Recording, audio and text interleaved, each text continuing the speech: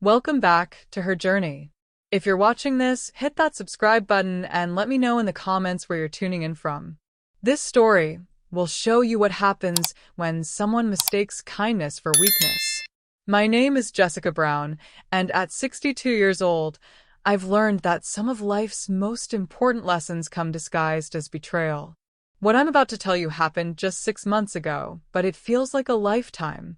It's the story of how my daughter's husband discovered that underestimating a quiet woman with deep pockets is the most expensive mistake you can make. I was sitting in my modest kitchen that Tuesday morning in March, drinking coffee from the same mug I'd used for 15 years, when my phone rang. The caller ID showed Chloe, my 30-year-old daughter, the light of my life since her father died 8 years ago. Mom, her voice bubbled with excitement. I have the most amazing news. Tell me everything, sweetheart. Derek proposed. We're getting married. I nearly dropped my coffee mug. Derek Martinez, the charming real estate agent my daughter had been dating for 8 months. The same Derek who drove a leased BMW he couldn't afford, who talked constantly about closing deals that never seemed to materialize, and who had a smile that was just a little too perfect. That's wonderful, honey, I managed, forcing enthusiasm into my voice. Tell me how it happened. For the next 20 minutes, Chloe gushed about the proposal, the ring, which she described as absolutely massive, and their plans for a quick wedding. As I listened, a familiar knot formed in my stomach, the same feeling I'd had when Chloe was 16 and dating that boy who'd stolen money from her part-time job. But I said nothing. At 62, I'd learned to pick my battles carefully. What Chloe didn't know, what nobody knew except my lawyer and accountant, was that the modest widow living on her pension act I'd perfected was exactly that, an act. My late husband Robert hadn't been just a small-town insurance agent. He'd been a brilliant investor who'd turned his modest salary into a $15 million portfolio through decades of careful, strategic investments. When he died, I'd made a conscious decision to live simply, to keep our wealth private, to avoid the complications that come with people knowing you have money. I lived in the same 1,200 square foot house we'd bought as newlyweds, drove a 10-year-old Honda Civic, and shopped at discount stores. But I also owned a diversified investment portfolio, 3 rental properties, and enough liquid assets to buy anything I wanted. I kept my wealth secret for one simple reason. I wanted to know who people really were before they knew what I could do for them. The wedding planning began immediately. Chloe called daily with updates about venues, dresses, catering. Derek, she reported, was being incredibly helpful, suggesting they go with more expensive options because we only get married once, babe. How are you paying for all this?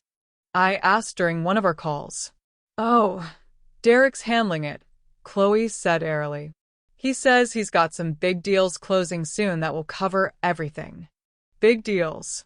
Right. 2 weeks later, Chloe called in tears. Mom, we need help. The venue wants the deposit tomorrow, and Derek's deals fell through. We might have to cancel everything. I let her cry for exactly 30 seconds before offering what any loving mother would. How much do you need, sweetheart? $25,000. I know it's a lot, but Derek promises he'll pay you back as soon as... Consider it my wedding gift, I interrupted. I'll transfer the money this afternoon. The relief in her voice was palpable. What Chloe didn't know was that $25,000 represented about 6 hours of investment income for me. I could have funded a wedding 10 times more expensive without noticing the dent in my portfolio. But I was curious to see what Derek would do with my generosity. The wedding was beautiful. Chloe looked radiant in a dress that cost more than most people's cars, and Derek played the part of the grateful groom perfectly. During his speech, he made a point of thanking me for believing in us and promised to take care of my daughter in the style she deserves. The style she deserves. That phrase stuck with me. After the honeymoon in Bali, another wedding gift from me. Though they thought it came from Derek's mysterious business success, The newlyweds moved into a rental apartment that Derek proudly announced he could easily afford with his real estate commissions. For 3 months, everything seemed perfect. Chloe was happy, Derek was charming whenever I visited, and I played my role as the grateful mother-in-law who was just so thankful that her daughter had found such a wonderful provider. Then Chloe called one evening, her voice tight with stress. "Mom, we need to move. Our landlord is selling the building, and we have 30 days to find a new place. Everything in our price range is either terrible or way out in the suburbs, and Derek's car lease is up, and the payment on a new one would be impossible if we're also paying higher rent."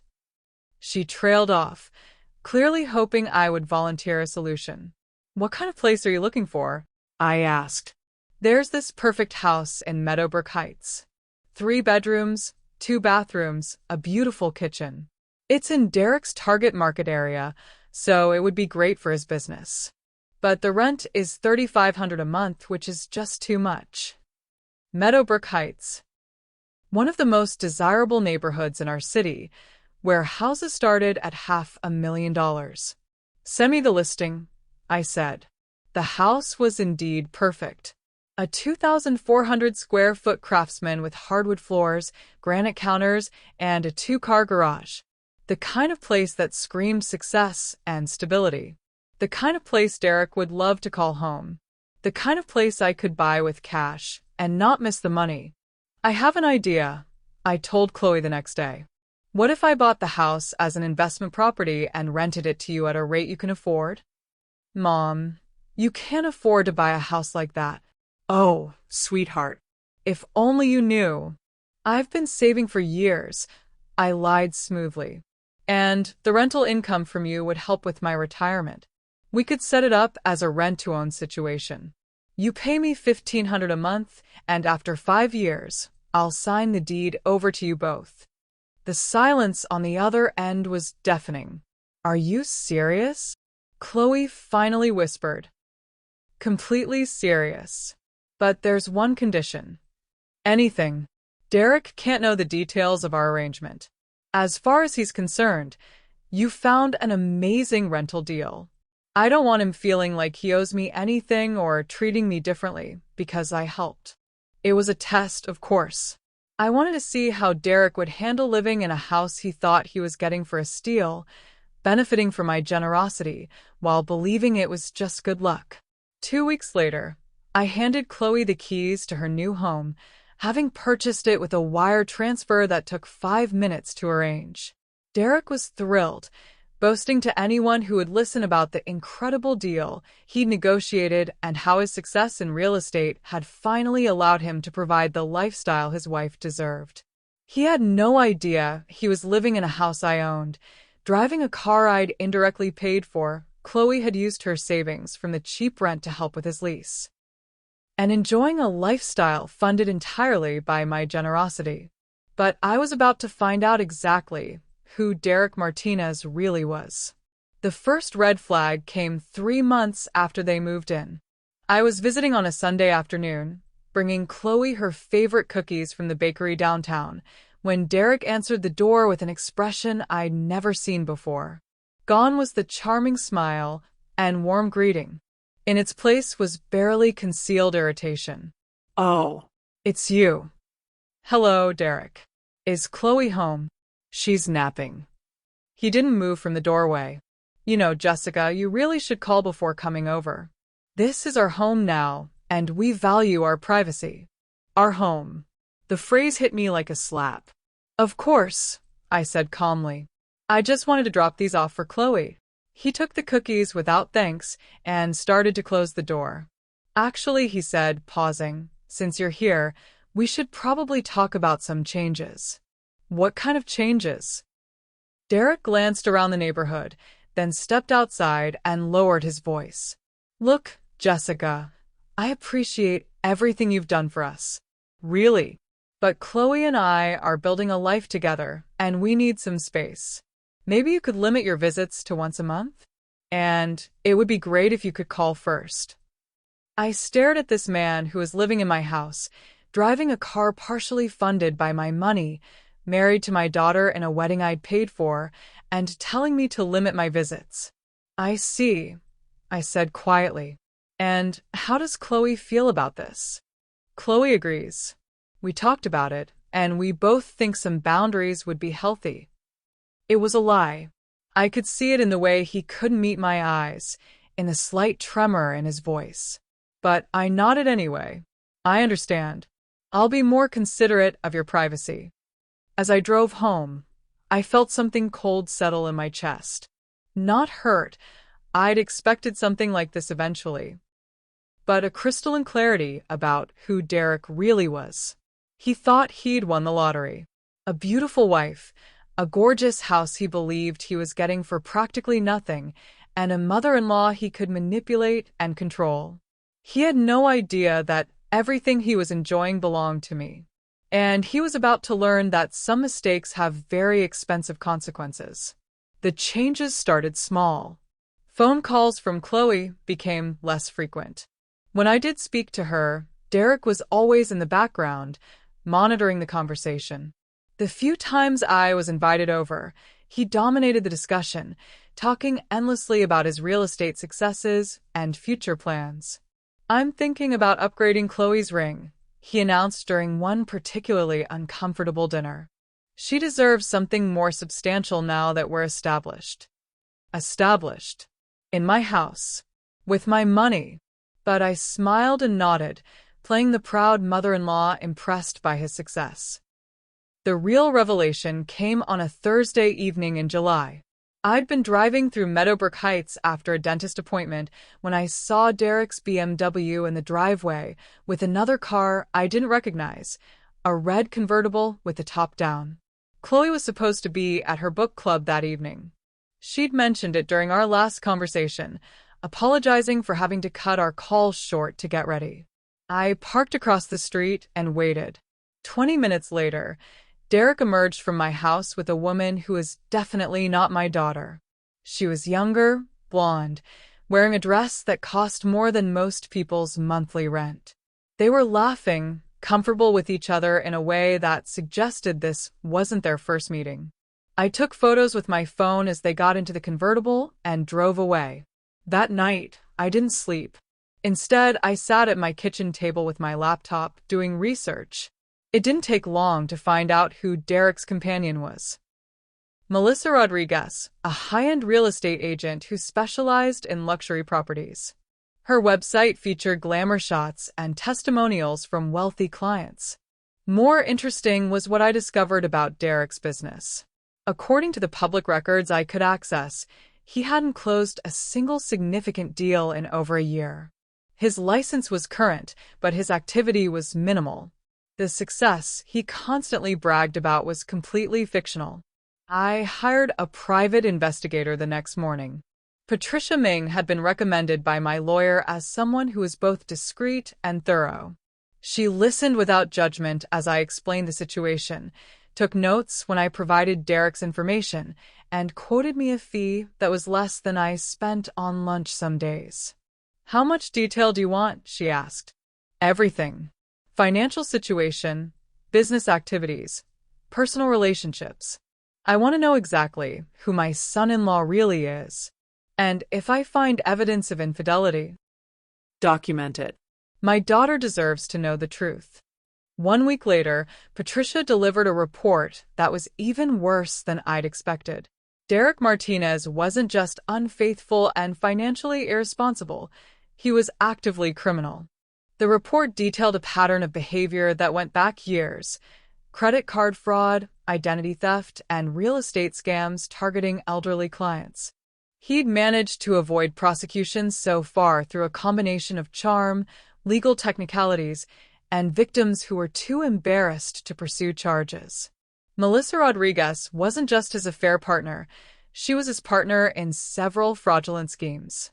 Together, they would identify wealthy elderly homeowners, gain their trust, and then manipulate them into signing contracts that transferred property for far less than market value.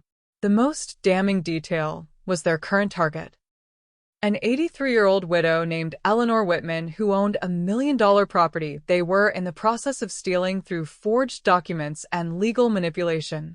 My hands shook as I read about Eleanor's situation. She reminded me of what I could have become if I hadn't been careful about hiding my assets. A lonely widow, trusting the wrong people, losing everything she'd worked for to a charming predator. But Derek had made one crucial mistake in choosing Eleanor as a victim. She was my neighbor. I'd known Eleanor Whitman for 30 years. She'd been Robert's client back when he was selling insurance, and we'd maintained a friendship long after the professional relationship ended. She was sharp, funny, and fiercely independent despite her age. She was also being systematically robbed by my son-in-law. I called Eleanor that afternoon. Jessica. Her voice was warm but tired. I was just thinking about calling you. I've been having some trouble with real estate matters, and I remember Robert always gave such good advice. What kind of trouble, Eleanor? Well, there's this young man who's been helping me understand the market value of my house. He says there are some legal issues with my deed that need to be resolved, and he's found a buyer who's willing to take the property as is for a fair price. It seems too good to be true, but he's been so helpful. My blood ran cold. Eleanor, what's this young man's name? Derek Martinez. He's married to a lovely girl, and he's been so patient explaining everything to me. Jessica, is everything all right? You sound upset. I was more than upset. I was furious. Eleanor, I need you to listen to me very carefully. Don't sign anything else for Derek Martinez. Don't give him any more personal information. And don't be alone with him again. I don't understand. He's trying to steal your house.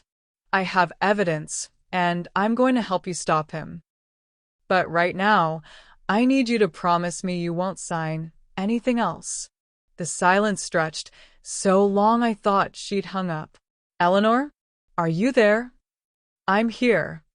Her voice had changed, becoming sharp and focused. Jessica, that bastard has already gotten me to sign 3 different documents. What do I do? What she did was hire my lawyer. What I did was declare war. That evening, I called Chloe. Hey, Mom. She sounded genuinely happy to hear from me. How are you? I'm fine, sweetheart. How are things with you and Derek? Really good. He's been working so hard lately. Late nights, weekend meetings. He says he's about to close the biggest deal of his career.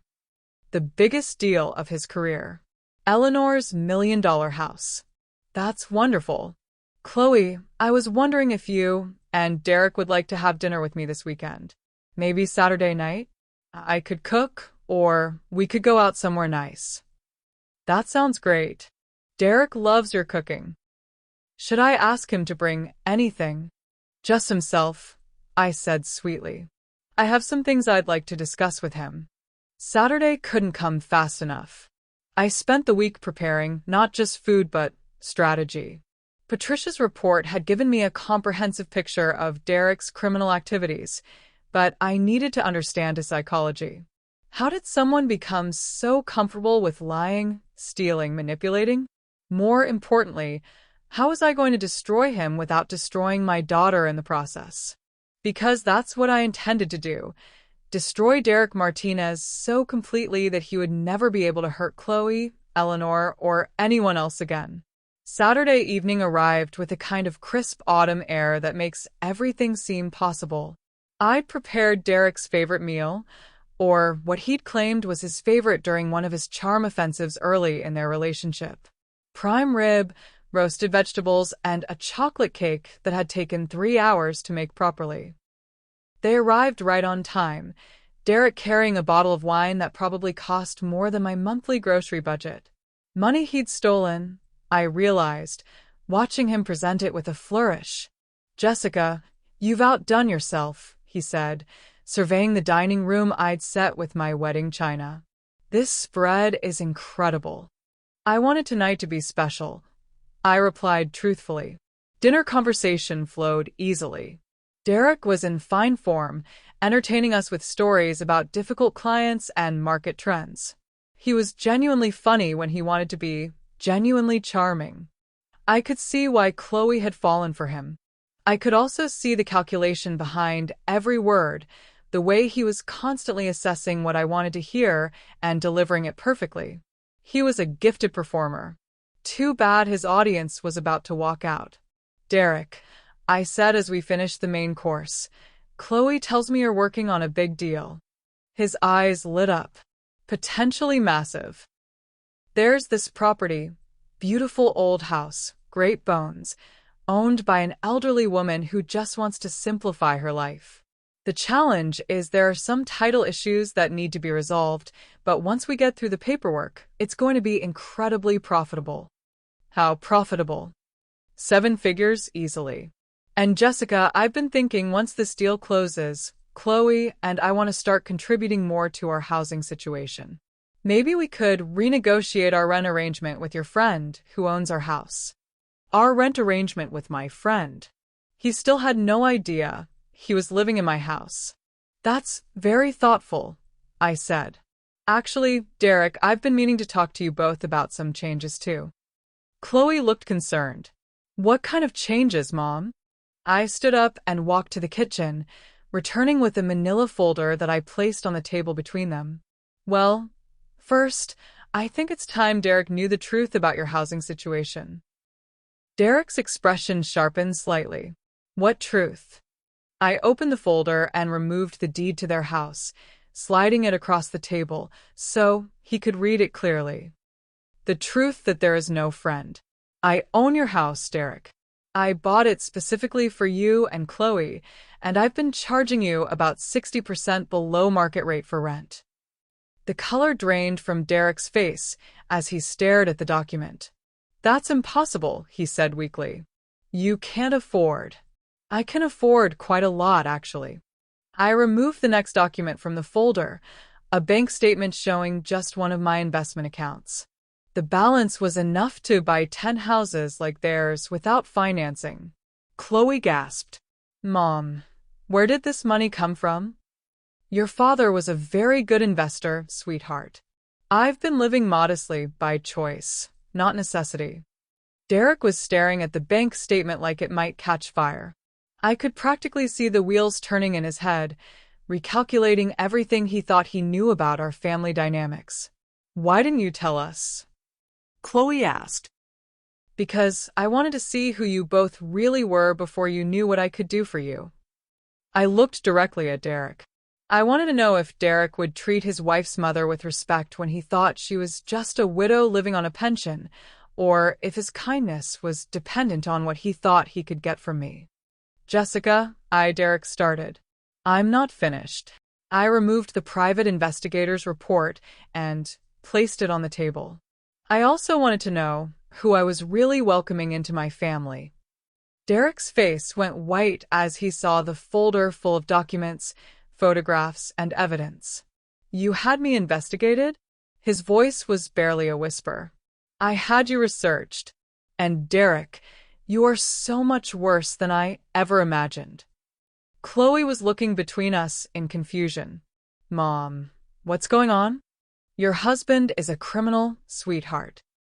He's been running real estate scams for years, and he's currently in the process of stealing a $1 million house from an 83-year-old woman. That's insane. Derek exploded, jumping to his feet. Jessica, I don't know what lies someone told you, but... Eleanor Whitman.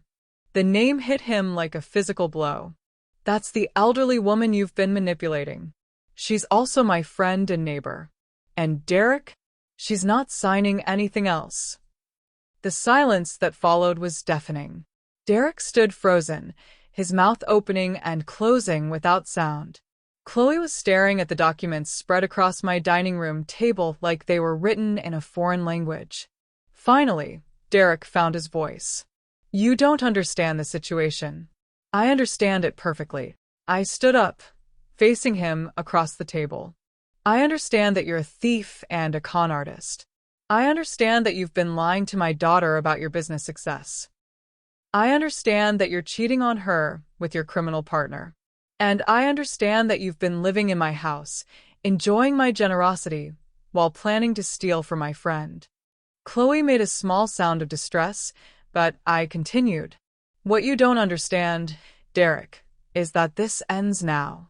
Derek's mask finally slipped completely. The charm, the warmth, the practiced sincerity, it all fell away, revealing something cold and calculating underneath. You think you're so smart, he said, his voice taking on a harsh edge I'd never heard before.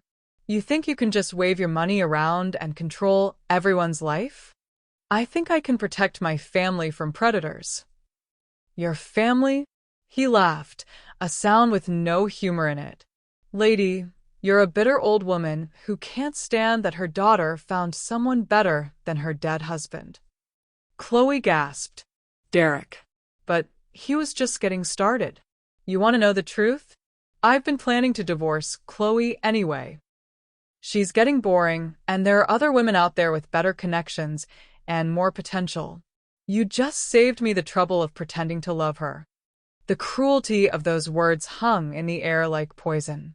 Chloe began to cry, but Derek wasn't done. And your house, your precious house that you think you're holding over my head? I don't need it. I don't need either of you pathetic women. I've got bigger deals in the works, real money coming in, not your little retirement nest egg. He grabbed the bank statement and waved it dismissively. 15 million? That's pocket change in my world. I'll make more than that from the Whitman deal alone, and there's nothing you can do to stop me. I smiled. It was the first genuine smile I'd managed all evening.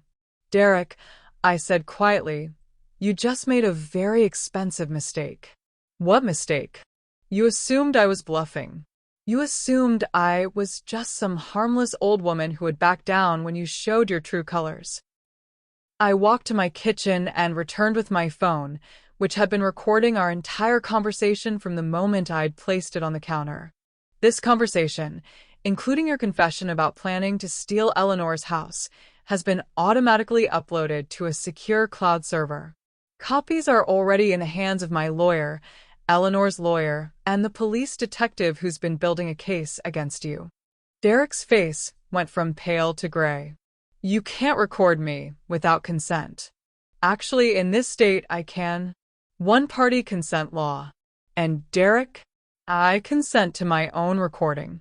I picked up my landline and dialed a number I'd memorized earlier that week.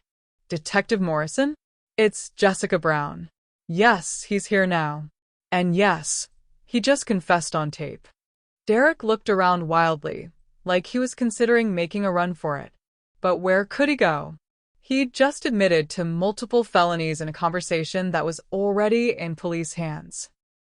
You can't do this to me, he said, desperation creeping into his voice. I'm not doing anything to you, Derek. I'm just making sure you face the consequences of your own choices. The sound of sirens was already audible in the distance. Derek turned to Chloe, who was still sitting at the table in shock. Chloe, you have to understand, I was just angry. I didn't mean what I said about divorcing you. We can work this out. My daughter looked up at him with eyes that had lost their innocence. Get away from me, she said quietly. Chloe, get away from me. The sirens were getting closer. Derek made one last desperate play, turning back to me with a sneer. You think you've won? You think destroying me will make your daughter love you more? This is going to ruin her too. Everyone will know she was married to a criminal. Her career, her reputation. You're destroying all of that just to get revenge on me. For a moment, his words hit their mark. I felt a flicker of doubt about whether protecting my daughter was worth the pain this revelation would cause her. Then I looked at Chloe, saw the hurt and betrayal in her eyes, and realized that Derek had already destroyed her trust, her marriage, and her peace of mind. I was just making sure he couldn't do it to anyone else. Derek, I said as the police knocked on my front door, some prices are worth paying. As they led him away in handcuffs, Derek shouted back at me, This isn't over, you crazy bitch. You have no idea who you're messing with. I watched from my doorway as they put him in the back of the patrol car, my arm around my sobbing daughter. "Actually, Derek," I said quietly, though he was too far away to hear, "I know exactly who I'm messing with. And you have no idea who you messed with." But Derek Martinez was about to find out that when you steal from Jessica Brown's family and friends, the consequences are far more expensive than you could ever imagine. The silence in my house after the police left was deafening. Chloe sat at my dining room table, surrounded by the evidence of her husband's crimes, crying quietly into a tissue that had disintegrated from overuse. "How long have you known?" she asked finally. I suspected something was wrong for months. I had concrete evidence for about 2 weeks. "Why didn't you tell me sooner?" I sat down beside her, choosing my words carefully. "Because I needed to be absolutely certain. And because I needed enough evidence to make sure he couldn't hurt you or anyone else again. He said he was planning to divorce me anyway." Her voice broke on the words. "Sweetheart, Derek is a liar and a manipulator. He was trying to hurt you because he knew he was caught. Don't believe anything he said tonight." But even as I said it, I knew some of his cruelty had been true. The investigation had revealed evidence of his affair with Melissa, his growing boredom with their marriage, his plans to move on to more profitable targets.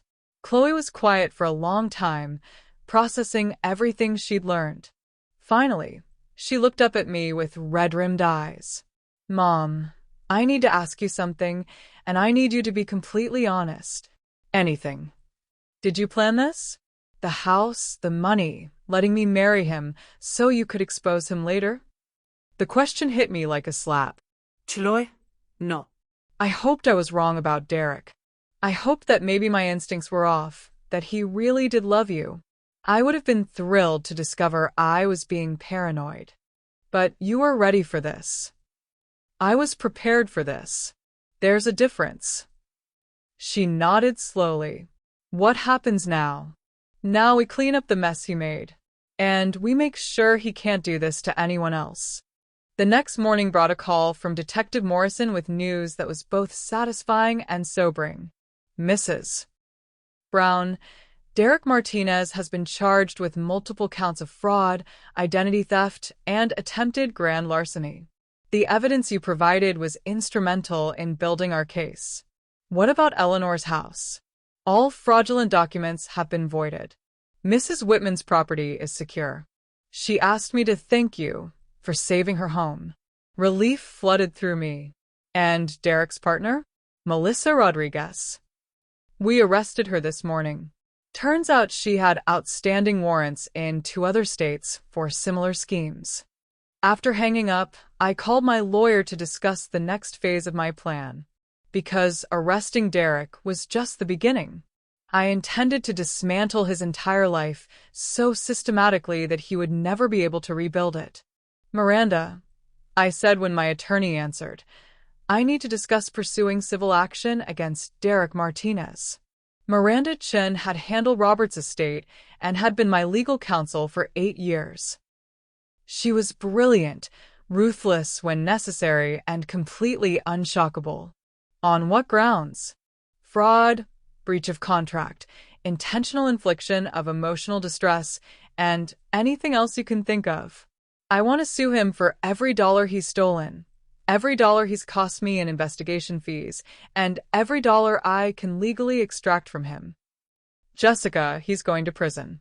He probably doesn't have assets worth pursuing. It's not about the money, Miranda.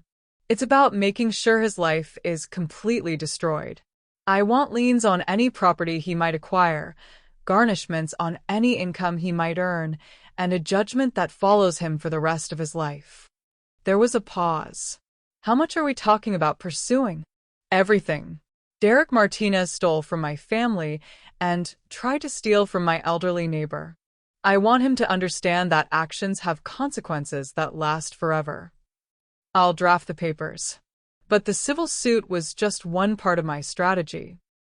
Over the next week, I implemented a plan that would systematically eliminate every aspect of Derek's comfortable life. First, I called the landlord of Derek and Melissa's Love Nest apartment. As I'd suspected, Derek had put himself down as the financial guarantor, claiming substantial assets he didn't possess. When I provided evidence of his arrest and fraudulent financial claims, the landlord began eviction proceedings immediately. Next, I contacted the leasing company for Derek's BMW. The lease was tied to his claimed real estate income, which my investigation had proven to be fictional. Armed with evidence of his fraud conviction, I was able to trigger the default clause in his contract. The car was repossessed within 48 hours. But the most satisfying part was what I discovered about Derek's real estate license. "Miranda," I said during our follow-up call, "what happens to a real estate agent's license when they're convicted of fraud?" "Automatic revocation in this state." Why? Derek's been bragging for months about his success in real estate.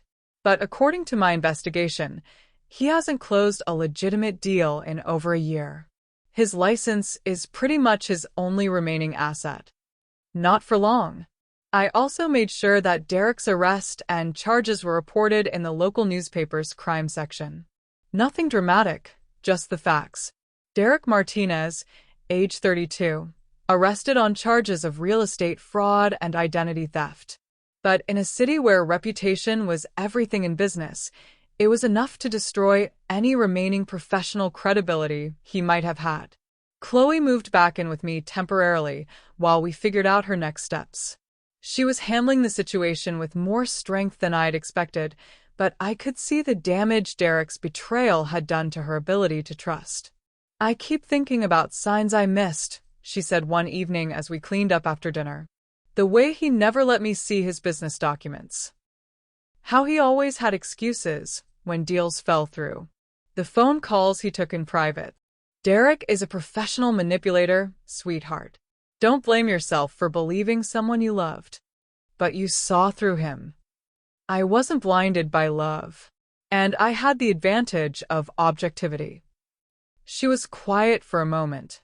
"Mom, what if I never trust anyone again? What if Derek broke something in me that can't be fixed?"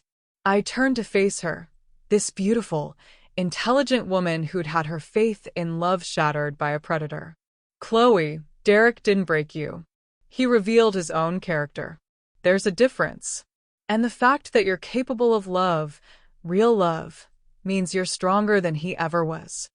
I loved him so much. I know you did. And that love was real, even if he wasn't worthy of it."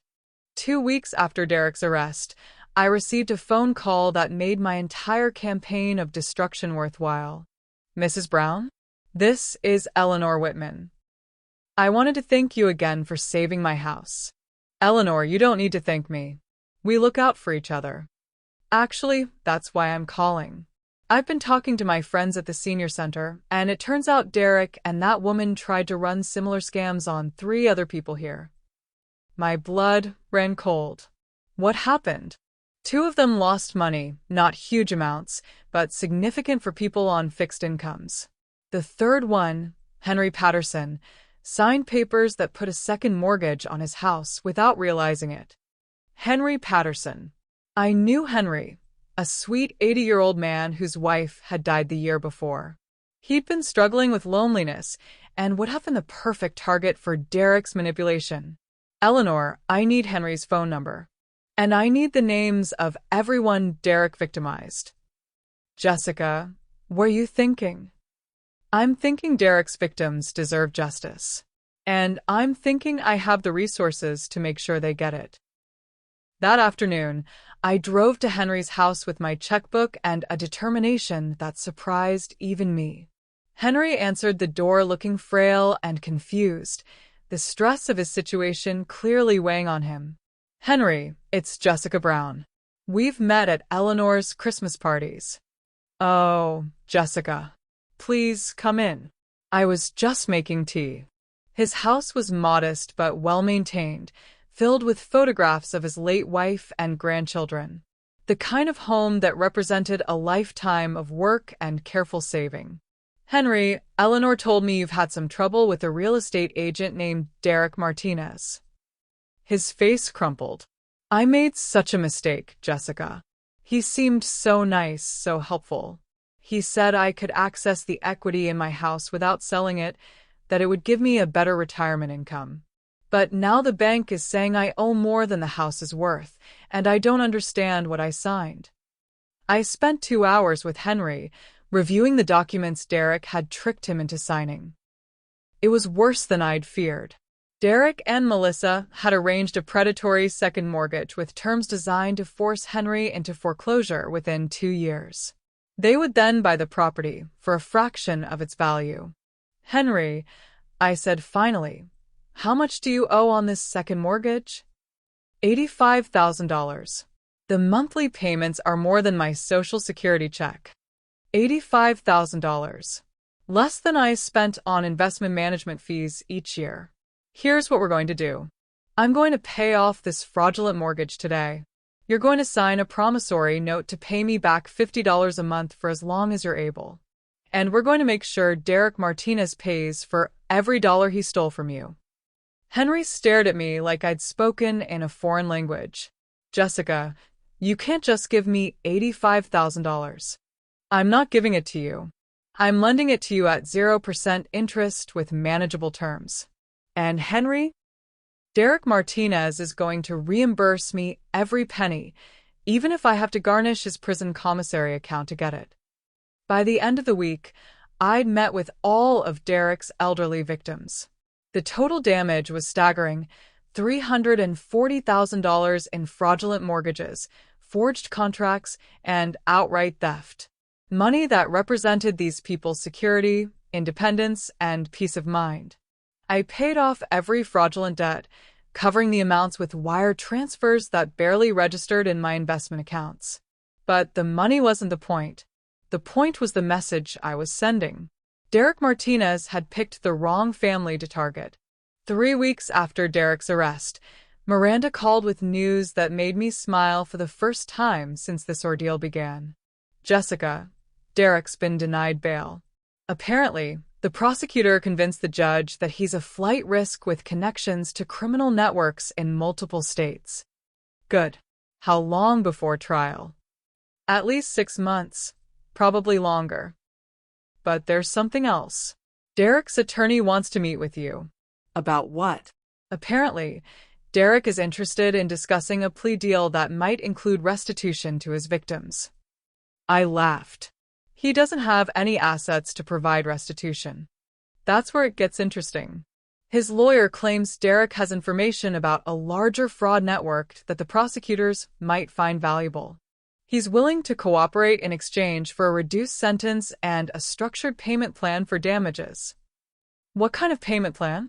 Prison wages and any future income, garnished at the maximum legal rate until all victims are compensated.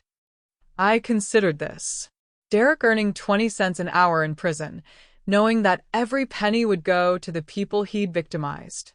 It had a certain poetic justice to it. Set up the meeting. Derek's attorney, Richard Hoffman, was everything I'd expected. Expensive suit, practice charm, and the kind of smile that promised he could get anyone out of anything for the right price. Mrs. Brown, thank you for agreeing to meet. I know this situation has been difficult for your family. What does Derek want? My client recognizes that he made some poor choices. Your client is a career criminal who targeted elderly victims. Hoffman's smile didn't waver. Regardless of the charges, Derek is prepared to take full responsibility for any harm he may have caused. He's willing to plead guilty to reduce charges and make full restitution to all victims. In exchange for what? A sentence of 5 years instead of 25. And protection from some very dangerous people who aren't happy that Derek's arrest has exposed their operations. Dangerous people. Derek's criminal network was apparently more extensive than I'd realized. Mr. Hoffman, your client spent months lying to my daughter, living in my house, and stealing from elderly people in my community. What makes you think I care about his problems with dangerous associates? Because Derek has information that could help put away people who are much worse than he is. people who prey on dozens of elderly victims every year. I leaned back in my chair, considering this. Taking down a larger criminal network would protect more people than just maximizing Derek's prison sentence. What kind of restitution are we talking about? Full repayment of all documented losses, plus interest and damages. Derek is willing to have his wages garnished for life if necessary. And my daughter's pain? Her humiliation? The damage to her reputation and mental health? What's Derek willing to pay for that? Hoffman's practiced smile finally slipped. Mrs. Brown, emotional damages are difficult to quantify. $1 million. Excuse me? Derek pays my daughter $1 million for the emotional damage he caused, plus full restitution to all elderly victims, plus my legal fees and investigation costs. If he agrees to that, I'll support a plea deal. Mrs. Brown, Derek doesn't have that kind of money. Then Derek serves the full sentence. 25 years should give him plenty of time to think about the consequences of his choices. I stood to leave, but Hoffman's voice stopped me. Wait. What if Derek could provide information that leads to the recovery of millions in stolen assets? Assets that could be used to compensate victims beyond just his own cases. That was interesting. What kind of information? Bank account numbers, safe deposit box locations, real estate purchased with stolen money. Derek kept detailed records of the network's operations. Why would he do that? Insurance. Derek is smart enough to know that criminals eventually turn on each other. He documented everything to protect himself. Smart enough to document crimes, but stupid enough to target my family. Derek's intelligence was apparently very selective. I'll consider supporting a plea deal under these conditions. Derek provides complete cooperation leading to the arrest and conviction of his entire network. All assets recovered from the network go to victim compensation. Derek personally pays restitution plus damages to every victim, including the $1 million to my daughter. And Derek spends a minimum of 10 years in federal prison. Mrs. Brown. Those are my terms. Take them or leave them. I walked out of the meeting feeling more satisfied than I had in weeks. Derek could cooperate and spend 10 years watching his prison wages go to his victims, or he could refuse and spend 25 years in maximum security with criminals who didn't appreciate informants. Either way, Derek Martinez was learning that some people are far more dangerous than he ever imagined. Derek took the deal. The news came through Miranda 2 days after my meeting with his lawyer.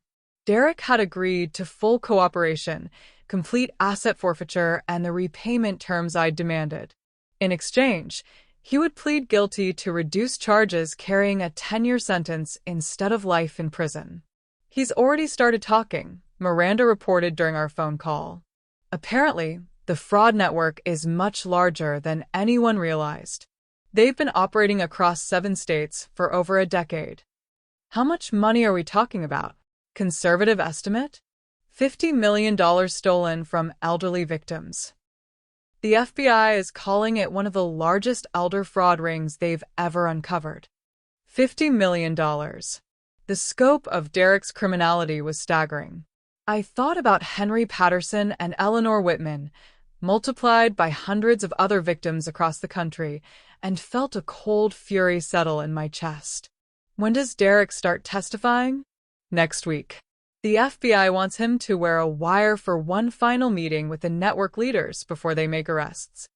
Derek wearing a wire, walking into a room full of criminals who would kill him if they knew he was cooperating. There is something fitting about Derek's final con being against his own criminal partners.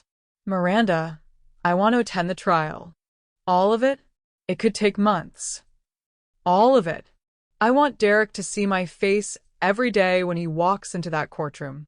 I want him to remember exactly who brought down his entire operation. The preliminary hearings began in October.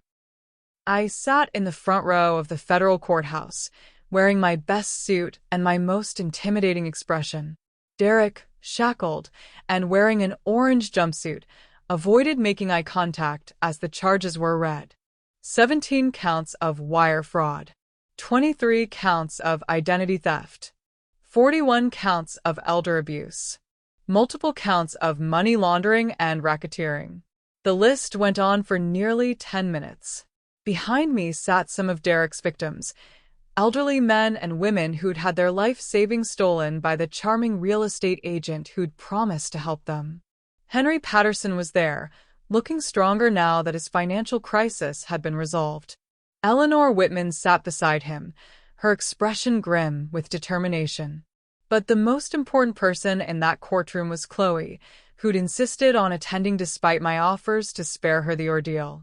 "I need to see this," she'd said. "I need to watch him face the consequences of what he did." When Derek finally looked up during the prosecutor's opening statement, his eyes found mine immediately. For a moment, we stared at each other across the courtroom. He looked older, thinner, defeated. The confident predator who'd tried to manipulate my family was gone, replaced by a broken man facing the reality of his choices. I smiled. Not a warm smile, not a forgiving smile, but the cold smile of someone who'd systematically destroyed an enemy and was enjoying watching him realize the full extent of his defeat. Derek's cooperation with federal investigators was more valuable than anyone had anticipated. His detailed records and insider knowledge led to the arrest of 23 people across 7 states. The criminal network had been operating for over 15 years, stealing from elderly victims and using the money to fund an ever-expanding web of fraud. Melissa Rodriguez, Derek's partner in crime and affair, was arrested trying to flee the country with $800,000 in cash. She was extradited from Mexico 3 weeks later, fighting extradition every step of the way. The network's leader was a woman named Victoria Sterling, a former Wall Street executive who'd turned her financial expertise toward criminal enterprise. She'd been living in a $10 million mansion in Connecticut, purchased entirely with money stolen from elderly victims. But the most satisfying arrest was Derek's handler, a man named Marcus Webb who'd recruited Derek 5 years earlier and taught him the psychological techniques for manipulating elderly targets. Webb had been responsible for training dozens of con artists like Derek, and his arrest disrupted criminal operations across the entire Southeast. The media attention was intense. Massive elder fraud ring exposed made headlines across the country. Derek's picture appeared on the front page of newspapers, identified as a key cooperating witness whose testimony had brought down the entire network. I kept every newspaper clipping. The trials took 8 months. I attended every day Derek testified, watching him detail his crimes in clinical terms that couldn't disguise the human cost of his actions. He described how he'd targeted lonely elderly people, gained their trust, and systematically stripped them of their financial security. When the prosecutor asked Derek to explain how he'd justified his actions to himself, his answer was revealing. "I told myself they wouldn't miss the money. These people had houses worth hundreds of thousands of dollars, and many of them had no children or family to leave the money to anyway. I convinced myself I was just redistributing wealth that would otherwise go to the government." Redistributing wealth. Derek had turned his criminality into a social justice narrative in his own mind. "Did you ever consider the impact on your victims?" the prosecutor asked. "Not really. I tried not to think about it." "What about the impact on your wife and family?" For the first time during his testimony, Derek's composure cracked slightly. I thought I could keep that part of my life separate. I thought Chloe would never find out. "And how do you feel about the pain you caused your wife?" Derek was quiet for a long time. "I feel like I destroyed the only good thing in my life for money that didn't even make me happy." I watched Chloe's face during this exchange. She was crying quietly, not from sadness, but from a kind of relief. The man she'd loved hadn't been real, but at least now she could see the truth clearly. The sentencing hearing was scheduled for Friday in June, almost a year after Derek's arrest. I arrived early and took my usual seat in the front row, flanked by Eleanor, Henry, and a dozen other victims who'd driven hundreds of miles to see justice served. Derek was brought in wearing a gray suit instead of his orange jumpsuit, his last attempt at projecting respectability before disappearing into the federal prison system for the next decade. Judge Patricia Martinez, no relation to Derek, despite the shared surname, had a reputation for tough sentences in financial crimes. She'd been presiding over white-collar cases for 20 years and had seen every type of con artist and financial predator imaginable. "Mr. Martinez," she began, "before I impose sentence, is there anything you'd like to say to the court?" Derek stood slowly, his lawyer beside him. For a moment, he looked around the courtroom, taking in the faces of his victims, his estranged wife, and the woman who'd brought down his entire operation. "Your Honor," he said, his voice barely audible, "I know that nothing I say can undo the harm I've caused. I know that my victims will never get back the peace of mind I stole from them, and I know that my wife will never get back the years she wasted believing in me." He paused, looking directly at me. "I also know that I brought all of this on myself. Mrs. Brown didn't destroy my life. I destroyed it through my own choices. She just made sure I faced the consequences." He turned back to the judge. "I don't expect forgiveness, and I don't deserve leniency. I just want my victims to know that I understand the magnitude of what I've done, and I'll spend the rest of my life trying to make amends." It was a good speech, probably written by his lawyer and practiced in his cell. But there was something in Derek's voice that suggested at least part of it might be genuine. Judge Martinez wasn't impressed. "Mr. Martinez, you systematically targeted some of the most vulnerable members of our society. You exploited their loneliness, their trust, and their desire to believe in human decency. You stole not just their money, but their faith in their own judgment and their ability to live independently." She picked up a thick folder from her desk. "I've read victim impact statements from 47 people whose lives you destroyed. Elderly men and women who lost their homes, their retirement savings, and their dignity because you convinced them to trust you." The judge looked directly at Derek. "You're 32 years old. You're intelligent, educated, and capable of earning an honest living. Instead, you chose to become a predator. That choice has consequences." She opened another folder. "The court sentences you to 15 years in federal prison, followed by 10 years of supervised probation. You will pay full restitution to all victims, including punitive damages, to be garnished from any income you earn for the rest of your life. You are permanently banned from working in real estate, financial services, or any position involving fiduciary responsibility." 15 years. 5 more than the plea agreement.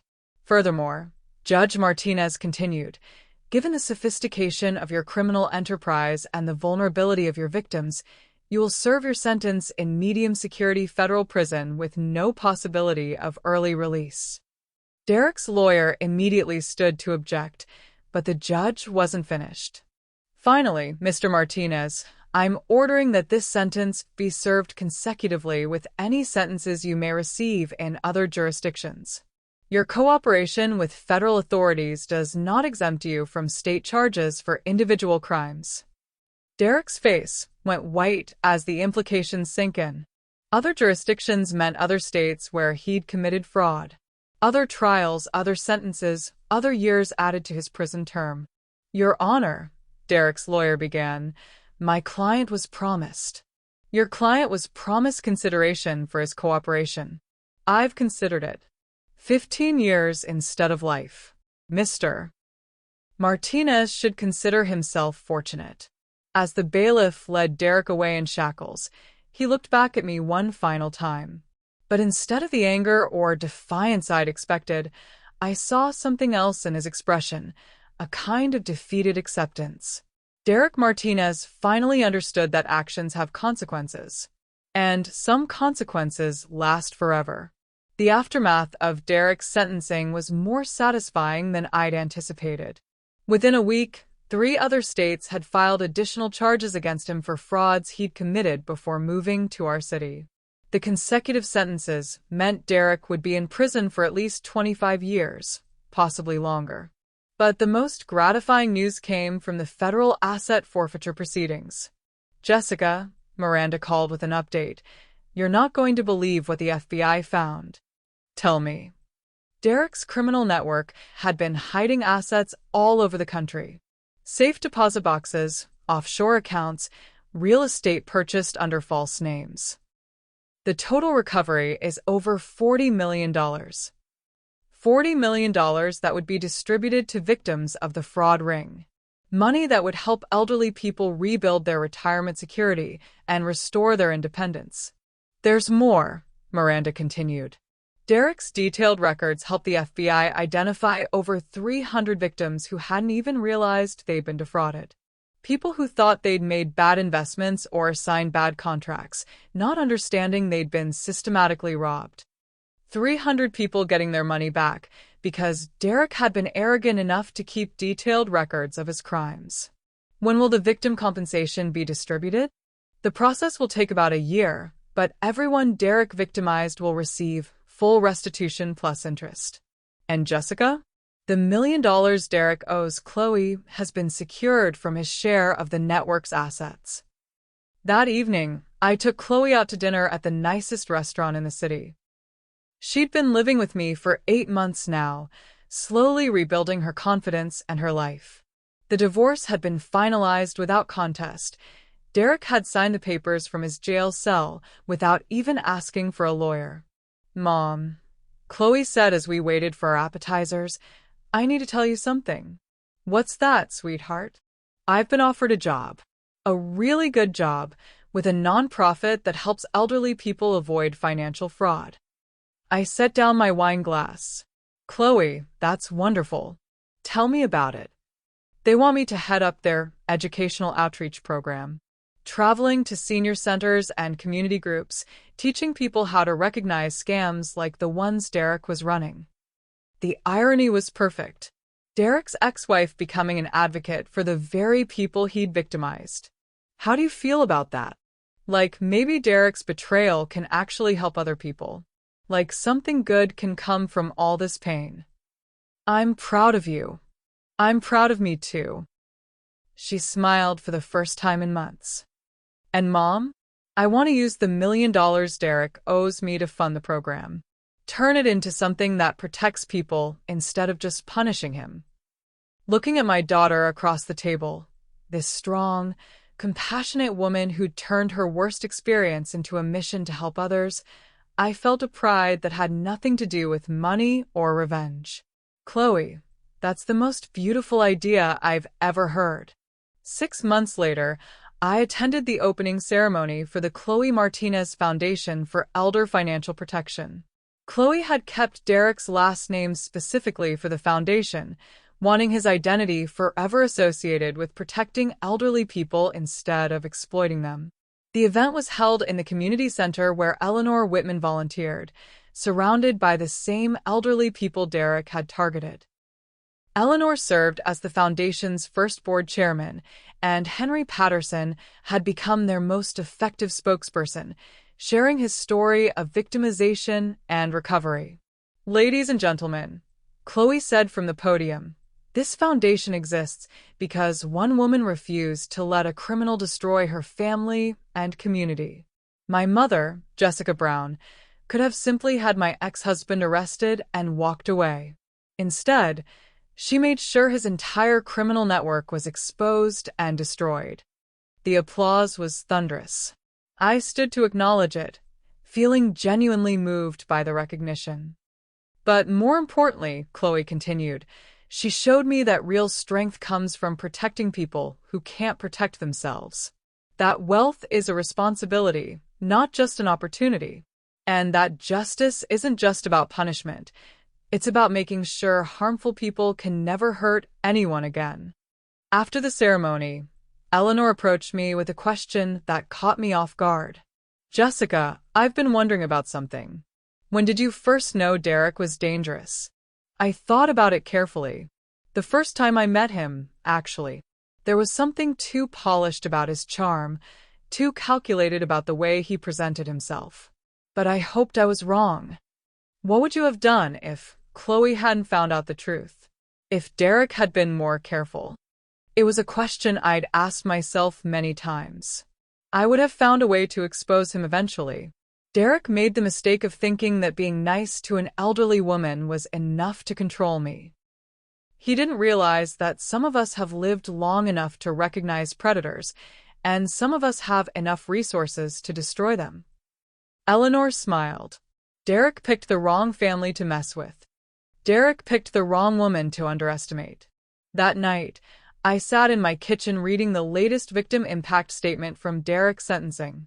It was from a 90-year-old woman in Florida who'd lost her entire retirement savings to the fraud network. Before Derek Martinez and his associates stole my money, she'd written, I was independent, confident, and secure. After they were done with me, I felt stupid, helpless, and afraid to trust anyone. But knowing that they've been caught and punished, knowing that other elderly people won't suffer what I suffered, gives me back some of my dignity. Some of her dignity. That's what Derek and his network had really been stealing, not just money, but the dignity and independence of elderly people who'd worked their entire lives to build security. But there's something else in the victim statement that caught my attention. I want to thank Jessica Brown for refusing to let these criminals get away with their crimes. She could have protected just her own family and walked away. Instead, she made sure all of US got justice. Mrs. Brown, if you're reading this, you are a hero to people you've never met. A hero. I'd never thought of myself that way. I'd simply been a mother protecting her daughter and a neighbor protecting her community. But maybe that's what heroism really was, refusing to let evil flourish when you have the power to stop it. 2 years after Derek's sentencing, I received a letter that surprised me. It was from Derek himself, written from the federal penitentiary in South Carolina, where he was serving his sentence. Dear Mrs. Brown, it began. I know I have no right to contact you, and I understand if you throw this letter away without reading it. But I wanted you to know that I've spent every day of the past 2 years thinking about what I did to your family and all my other victims. I don't expect forgiveness, and I'm not asking for it. I just want you to know that I finally understand what you were trying to tell me that night at your dinner table. Actions have consequences, and some consequences last forever. I've been participating in a victim impact program here in prison where we write letters to the people we've hurt and listen to recordings of victim impact statements. Hearing the pain I caused, understanding how my actions affected real people's lives, has changed me in ways I didn't think were possible. I know this probably sounds like manipulation coming from me. I know I've spent so many years lying that my words have no credibility. But Mrs. Brown, I want you to know that I understand now why you did what you did. You weren't trying to destroy me out of spite. You were trying to stop me from hurting other people. I can't undo what I did to Chloe, to you, to Eleanor, Henry, and all the others. But I can promise you that I will spend the rest of my life trying to make amends. I've been working with the FBI to identify other criminal networks, and I'm planning to volunteer with elder abuse prevention programs when I'm released. I know this doesn't change anything. I know I deserve every day of my sentence and more. But I wanted you to know that your actions didn't just punish me, they changed me. And maybe that means something. Respectfully, Derek Martinez. I read the letter twice, looking for signs of manipulation or self-serving rhetoric. But there was something different about Derek's tone, something that suggested genuine remorse rather than calculated charm. I showed the letter to Chloe during our weekly dinner. What do you think? She asked after reading it. I think Derek is finally learning what accountability looks like. Whether that translates into genuine change remains to be seen. Are you going to write him back? No. Derek lost the right to my attention when he tried to steal from my family and friends.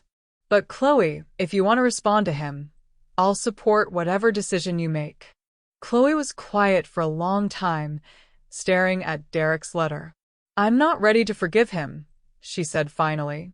I may never be ready. but I'm glad he's finally taking responsibility for what he did. That's enough for now.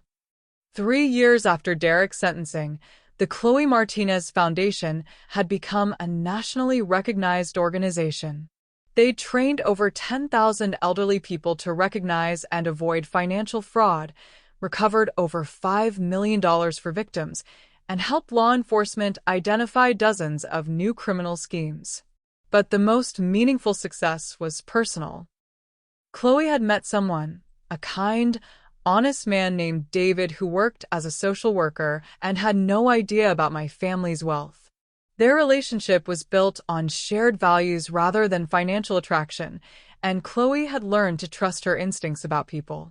"He's nothing like Derek," she told me one evening after David had joined us for dinner. He's genuine, Mom. Real. What you see is what you get. How can you be sure? Because he's seen me at my worst, crying about Derek, doubting myself, scared to trust anyone. And he's never tried to take advantage of my vulnerability or rush me into anything. He just supports me. That's what real love looks like, sweetheart. I'm learning that. On the 4th anniversary of Derek's arrest, I received an unexpected visitor. Detective Morrison, the officer who'd arrested Derek, stopped by with news that completed my sense of justice. "Mrs. Brown, I thought you'd want to know. Derek Martinez was attacked in prison last week." My blood ran cold. "Is he all right?" "He'll recover." But the attack wasn't random. Apparently, some of the other inmates found out he'd been cooperating with federal authorities against his former criminal partners. They don't like snitches. What does this mean for his safety? He's been moved to protective custody. Solitary confinement for his own protection. He'll spend the rest of his sentence isolated from other prisoners. Solitary confinement. 21 more years alone in a cell, with nothing but his thoughts and the weight of his crimes for company. Detective Morrison, I need to ask you something. Did Derek's cooperation really help protect other elderly people? Absolutely. The information he provided led to the dismantling of 3 other fraud networks. We estimate he helped save hundreds of potential victims from being scammed. Good. That's something, at least. After Detective Morrison left, I sat in my garden thinking about Derek's situation. Part of me felt satisfaction that he was facing additional consequences for his crimes. But another part of me felt something unexpected, a tiny flicker of sympathy. Derek would spend the next 2 decades alone, isolated, with nothing but the knowledge of what he'd done and what he'd lost. In a way, it was the perfect punishment for someone who'd built his life on manipulating and betraying others. But it was also a reminder that some choices have consequences that extend far beyond what anyone anticipates when they make them. Derek had thought he was smart enough to steal from my family without facing real accountability. He'd learned that some people are more dangerous than they appear, and some mistakes are too expensive to survive. As I sat watching the sunset paint my garden golden, I thought about the journey that had brought me to this moment. For years ago, I'd been a widow hiding her wealth and watching her daughter make what seemed like a wonderful life choice. Now I was a woman who'd systematically destroyed a criminal network, saved dozens of elderly people from financial ruin, and taught my daughter that real strength comes from protecting people who can't protect themselves. Derek Martinez had tried to steal from the wrong family. He'd underestimated the wrong woman. And he'd paid a price that would follow him for the rest of his life. Some lessons are worth every penny. 5 years after Derek's sentencing, I was preparing for what I thought would be the final chapter of our story. The Chloe Martinez Foundation was thriving. Derek was serving his time in protective custody, and my daughter had rebuilt her life with David, whom she'd married the previous spring in a beautiful ceremony that Derek's absence made perfect. Then I received a phone call that changed everything. "Mrs. Brown? This is Agent Patricia Kim with the FBI Financial Crimes Division. I need to speak with you about Derek Martinez." My heart sank. Has something happened to him? No, ma'am. Derek is fine. But we've received information that suggests his criminal network was even larger than we originally discovered. We need your help. Agent Kim arrived at my house that afternoon with a file that made Derek's original crimes look amateur by comparison. Mrs. Brown, based on additional information Derek has provided, we now believe his network was responsible for stealing over $200 million from elderly victims across 15 states over the past 2 decades. $200 million. The scope was breathtaking. What kind of help do you need from me? Derek claims he kept additional records that could help us identify hundreds more victims and recover assets we haven't found yet. But he'll only share this information with you. With me? Why? Agent Kim looked uncomfortable. He says you're the only person he trusts to ensure the information is used to help victims rather than just secure prosecutions. I don't understand. Mrs. Brown, Derek is dying. The words hit me like a physical blow. What? He was diagnosed with pancreatic cancer 6 months ago. Advanced stage. The doctors say he has perhaps 3 months left. I sat down heavily, processing this information. Derek Martinez, the man who'd tried to destroy my family, was dying in a federal prison cell. Why hasn't this been made public? Prison medical information is confidential. And Derek specifically requested that his condition not be shared with his former victims or your family. He doesn't want sympathy or visits. He just wants to provide information that could help recover more stolen assets. And he'll only talk to me. He says you're the only person who understood that this was never about punishment for its own sake. It was about protecting people and making sure criminals faced appropriate consequences. I thought about Derek's letter from 2 years earlier, about his claims of genuine remorse and desire to make amends. Agent Kim, if I agree to meet with Derek, what guarantees do I have that this isn't just another manipulation? The information he's already provided has led to the recovery of $8 million in previously unknown assets. All of it is going to victim compensation. Derek isn't asking for anything in return. No reduced sentence, no special treatment, nothing. He just wants to finish what you started. What I started. The systematic dismantling of his criminal enterprise. I need to think about this. Of course. But Mrs. Brown, Derek's health is deteriorating rapidly. If you're going to meet with him, it needs to be soon. That evening, I called Chloe to discuss Derek's situation. He's dying? Her voice was quiet, complex emotions playing across her tone. According to the FBI, yes. How do you feel about that? I don't know. Part of me feels like justice is being served in a way I never could have orchestrated. But part of me feels, I'm not sure. Sad, maybe? Sad for Derek? Sad for the waste of it all. Derek was intelligent, charming, capable of building a legitimate career. Instead, he chose to become a predator, and now he'll die in prison having never experienced real love, real accomplishment, or real peace. Chloe was quiet for a long time. Mom, do you think people can really change? Or do you think Derek is still trying to manipulate people even now? I think Derek has had 5 years in solitary confinement to think about his choices. Whether that's led to genuine change or just more sophisticated manipulation, I can't say. But if his information can help more victims recover their stolen money, does his motivation really matter? Are you going to meet with him? I think I have to. If there are elderly people out there who still don't know they were victimized, if there's money that could be recovered to help them, then my personal feelings about Derek are irrelevant.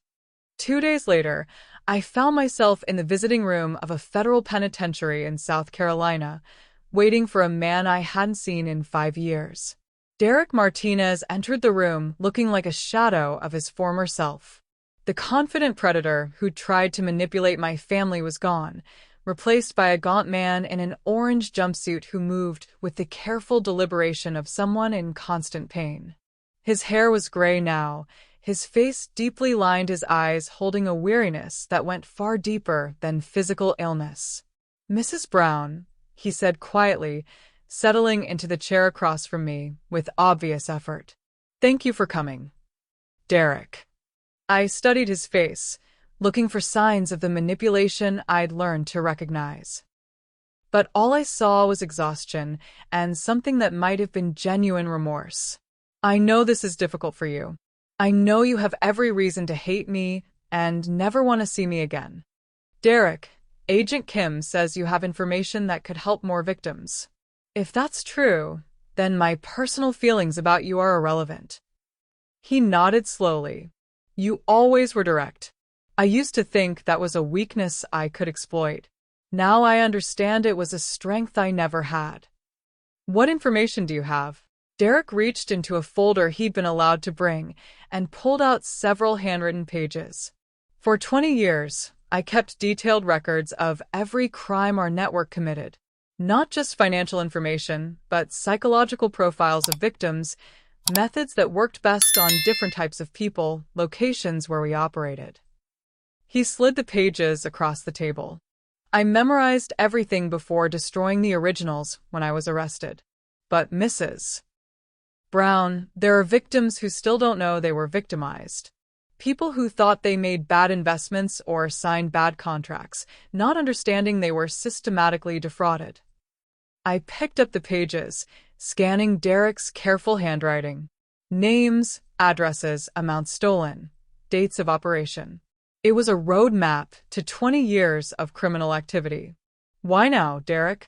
Why are you revealing this information now? Because I'm dying and I want to do one thing right before I go. Or because you want to be remembered as someone who ultimately did good instead of just as a criminal. Derek was quiet for a moment. Maybe both. Does it matter? I looked at this man who'd tried to destroy my family, who'd spent decades preying on vulnerable elderly people, who was now offering information that could help his victims recover millions of stolen dollars. No, I said finally. It doesn't matter. If this helps people, that's what's important. There's something else, Mrs. Brown. Something I need to tell you about Chloe. My blood ran cold. What about Chloe? I never loved her. The words hung in the air like poison.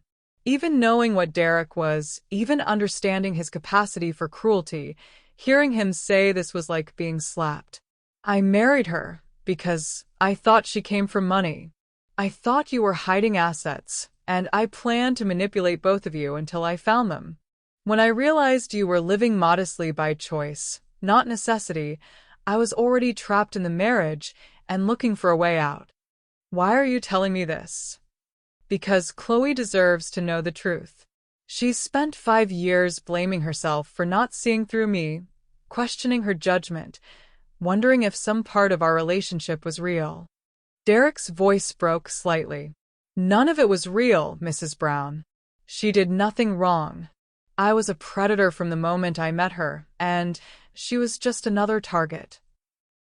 I stared at this dying man confessing to crimes that had no statute of limitations, no possibility of additional prosecution. Derek, telling Chloe this will destroy any peace she's found. Why would you want to hurt her more? Because she's blaming herself for things that were never her fault. Because she's holding back with David, afraid to trust completely, thinking she missed obvious signs that Derek Martinez was dangerous. He leaned forward, his eyes intense despite his physical weakness. Mrs. Brown, there were no signs to miss. I was a professional liar who'd spent 20 years perfecting my act. Chloe couldn't have protected herself any more than your elderly victims could have. I thought about my daughter, about the subtle ways her experience with Derek had changed her. The careful way she approached new relationships, the lingering doubt in her own judgment. You want her to forgive herself. I want her to understand that she was never the problem. I was. We sat in silence for several minutes. Around us, other inmates visited with family members, their conversations mixing into a low hum of connection and forgiveness that Derek would never experience. Mrs. Brown, there's one more thing. About the night you exposed me. What about it? You could have just called the police.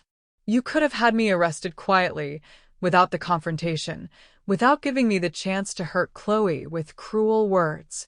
Yes. Why didn't you? I considered the question carefully. Because I wanted you to reveal your true character. I wanted Chloe to see exactly who you really were, not just know it intellectually but witness it firsthand. I knew that otherwise, she'd spend the rest of her life wondering if maybe she'd misjudged you, if maybe some part of your relationship had been real. Derek nodded slowly. You orchestrated my destruction perfectly. Every step designed not just to stop me, but to ensure Chloe could heal completely. Destroying you was necessary. Helping Chloe heal was the point. And now you're here, listening to a dying criminal confess to crimes that can't be prosecuted because you think it might help more victims. Yes. Derek smiled for the first time since entering the room. You know, Mrs. Brown, I spent 5 years in solitary confinement thinking about our last conversation. About how you said some people are more dangerous than they appear. And I finally understand what you meant. You weren't dangerous because you were cruel or violent. You were dangerous because you were completely committed to protecting people, regardless of the personal cost. I stood to leave, gathering Derek's handwritten pages. Derek, is there anything else? Just tell Chloe I'm sorry. Not for getting caught, not for facing consequences, but for choosing to hurt people instead of building something meaningful with my life. And tell her that David is a good man who deserves her complete trust. How do you know about David? Agent Kim mentioned that Chloe had remarried. I asked her to check him out, make sure he was legitimate. Old habits, I guess, but for the right reasons this time. I looked at this man who was going to die alone in a federal prison, who'd spent his last years trying to undo some of the damage he'd caused. Derek, do you have any family? Anyone who visits you? No. My parents disowned me after the trial. I don't blame them. He paused. Mrs. Brown, you and Chloe were the closest thing to real family I ever had. And I destroyed that through my own choices. Yes, you did. I know. But thank you for coming. Thank you for listening. And thank you for making sure I couldn't hurt anyone else. I walked out of that prison knowing I would never see Derek Martinez again. 3 weeks later, Agent Kim called to inform me that Derek had died in the prison medical facility, alone, having provided information that led to the recovery of an additional $50 million for fraud victims. At his request, he was buried in an unmarked grave with no service, no mourners, no recognition of his passing. But his final act, providing information that helped hundreds of elderly people recover stolen assets, ensured that Derek Martinez would be remembered for something other than the pain he'd caused. Derek's death made national news, not because anyone mourned him, but because his final cooperation with federal authorities had led to the largest elder fraud asset recovery in U.S. history. The headlines read, "Dying con man's confession helps recover $50 million for elderly victims." I kept the newspaper clipping not out of sentiment, but as a reminder that even the worst people are capable of doing one right thing before they die. But Derek's final request, that I tell Chloe the complete truth about their marriage, weighed on me for weeks. How do you tell your daughter that the man she'd loved, grieved, and slowly learned to move past had never felt anything genuine for her at all? The opportunity came during one of our weekly dinners, when Chloe mentioned that she'd been having nightmares about Derek again. It's strange, she said, pushing food around her plate without eating. I thought I was past all this. But lately, I keep dreaming about our wedding day, wondering if I missed some sign that he was lying even then. I set down my fork and looked at my daughter, this strong, compassionate woman who'd rebuilt her life from the ashes of Derek's betrayal. Chloe, I need to tell you something. Something Derek told me before he died. Her face went pale. What? I repeated Derek's confession word for word, watching my daughter's expression cycle through shock, pain, and finally something that looked like relief. He never loved me. she said quietly. Not even a little bit. No, it was all an act. From the very beginning. Yes. Chloe was quiet for a long time, processing this final revelation about her marriage. How do you feel? I asked gently. Free, she said, surprising me. I feel free, Mom. For 5 years, I've been carrying this guilt about not seeing through him, about being fooled by someone who is supposed to love me. But if it was all an act from the beginning, if he was a professional predator who'd spent 20 years perfecting his techniques, then there was nothing you could have done differently. Exactly. Chloe's eyes filled with tears, but they were tears of relief, not sadness. I wasn't stupid or naive or blind to obvious red flags. I was targeted by a sophisticated criminal who made his living manipulating people. That's exactly right. And you knew this would happen, didn't you? When you orchestrated that confrontation at dinner, when you made him reveal his true character, you knew I needed to see who he really was, not just hear about it secondhand. I nodded. I knew that otherwise, you'd spend years wondering if maybe some part of your relationship had been real, if maybe you'd misjudged him. But now I know, none of it was real, and that means I can stop feeling guilty about it. That evening, Chloe called David to share Derek's final confession. I watched her face as she spoke to her husband, saw the last shadows of doubt lift from her expression. David, she said, I need you to know something. Derek never loved me. It was all manipulation from the beginning, and I finally understand that completely. I couldn't hear David's response, but I could see Chloe's smile as she listened. Yes, she said. Yes, I'm ready to trust completely. I'm ready to stop letting a dead criminal's lies affect our marriage. After she hung up, Chloe turned to me with an expression of profound gratitude. Thank you, Mom. For everything. For protecting me from Derek, for making sure he faced consequences, for helping his victims recover their money, and for making sure I knew the complete truth. You don't need to thank me for protecting my daughter. I need to thank you for being the kind of woman who fights back when someone tries to hurt her family. For being the kind of person who turns her pain into protection for others. 6 months later, the Chloe Martinez Foundation hosted its annual fundraising gala. The event had grown from a small community gathering to a national conference on elder fraud prevention, attended by law enforcement officials, social workers, and advocates from across the country. But the most important attendees were the survivors, elderly people who'd been victimized by Derek's network and had recovered their stolen assets through the foundation's work. Eleanor Whitman, now 88 and still sharp as ever, served as the keynote speaker. 5 years ago, she told the audience, a charming young man tried to steal my house through forged documents and legal manipulation. He almost succeeded, because I trusted him and because I didn't understand how sophisticated these criminals had become. She paused, looking directly at me in the front row. But I had a neighbor who refused to let a predator destroy someone she cared about. Jessica Brown could have simply warned me about Derek Martinez and walked away. Instead, she made sure his entire criminal network was exposed and destroyed. The applause was thunderous, but Eleanor wasn't finished. Because of Jessica's courage and determination, over 400 elderly people have recovered stolen assets totaling nearly $300 million. Hundreds of potential victims have been protected through education and awareness programs. And dozens of criminals are serving prison sentences that ensure they can never hurt anyone again. She gestured to the crowd of survivors in the audience. We are here tonight because one woman refused to accept that criminals should profit from targeting the vulnerable. We are here because Jessica Brown understood that real strength comes from protecting people who can't protect themselves. Eleanor's words were followed by a standing ovation that lasted 5 minutes.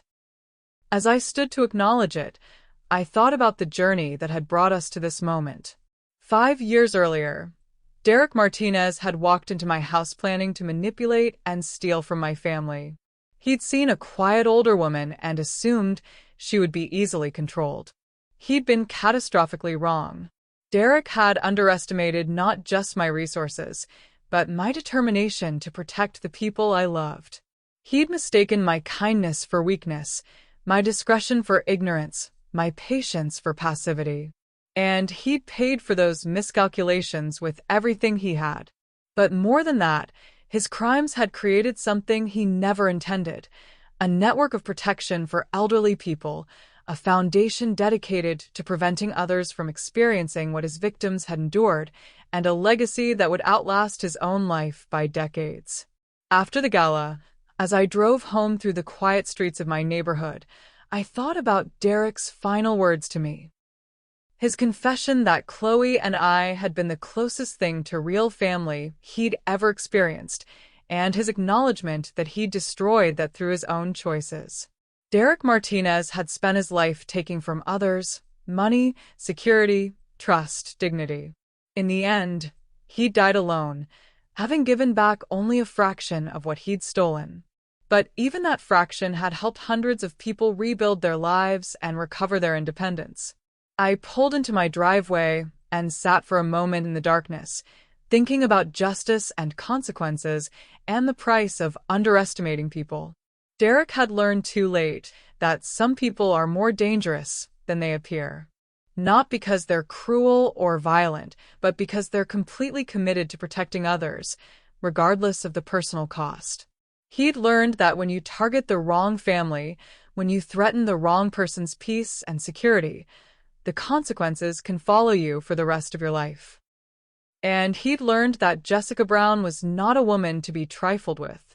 2 years after Derek's death, I thought our story was finally complete.